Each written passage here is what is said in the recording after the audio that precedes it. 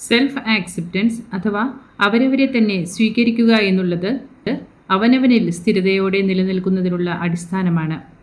അതുപോലെ തന്നെ self respect, self esteem എന്നിവയെ നിലനിർത്താൻ അത് സഹായിക്കുന്നു. നമ്മുടെ സ്വഭാവത്തിൽ സൂക്ഷ്മമായി ചേർക്കുന്ന ചില ഘടകങ്ങൾ അവരവരോടു തന്നെയുള്ള ബഹുമാനം നിലനിർത്താൻ സഹായിക്കുന്നു. ഈ ഭൂമിയിൽ നിങ്ങൾക്കുള്ള മൂല്യം മനസ്സിലാക്കുക. നിങ്ങളുടെ മൂല്യം എല്ലായ്പ്പോഴും നിലനിർത്തുക. അതിൽ കുറഞ്ഞ ഒന്നിനും വേണ്ടി നിങ്ങൾ സമ്മതിക്കരുത്.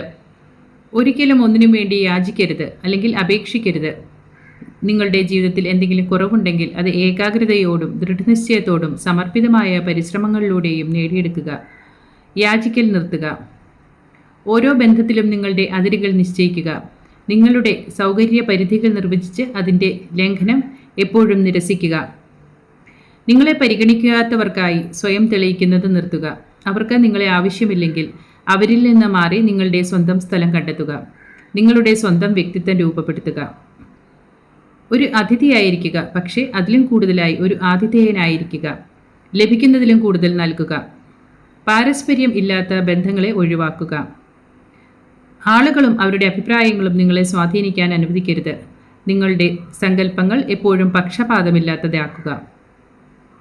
മറ്റുള്ളവരെക്കുറിച്ചുള്ള കഥകൾ അഥവാ ഗോസിപ്പുകൾ ശ്രദ്ധിക്കരുത്. ഗോസിപ്പുകൾ പറയുന്നവർക്ക് വിശ്വാസ്യതയില്ല. ഒരിക്കലും സ്വയം താഴ്ത്തി കാണിക്കരുത്. നിങ്ങൾ നിങ്ങൾക്ക് തന്നെ വളരെ പ്രധാനപ്പെട്ടവനാണ് അല്ലെങ്കിൽ പ്രധാനപ്പെട്ടവളാണ്. ഒരാൾ നിങ്ങളെ തിരിച്ചു വിളിക്കാത്ത പക്ഷം 2-ലധികം പ്രാവശ്യം വിളിക്കരുത്. അവർക്ക് സംസാരിക്കാൻ താല്പര്യമില്ലെങ്കിൽ അതിനെ മാനിക്കുക. നിങ്ങളെ വിലമതിക്കുന്നവർ നിങ്ങളെ തിരിച്ചു വിളിക്കും.